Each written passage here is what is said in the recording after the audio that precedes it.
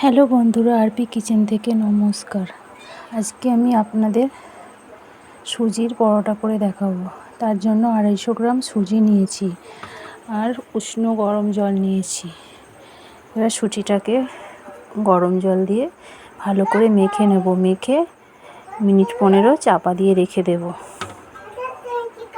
সুজিটাকে এইভাবে মেখে নিয়েছি। এটাকে এবার গোল গোল করে লেচি করে নেব।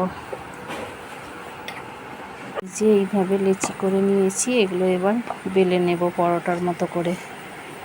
পরোটা বেলা হয়ে গেছে, কড়ায় তেল দিয়েছি, তেল গরম হয়ে গেছে, এবার ভেজে নেব।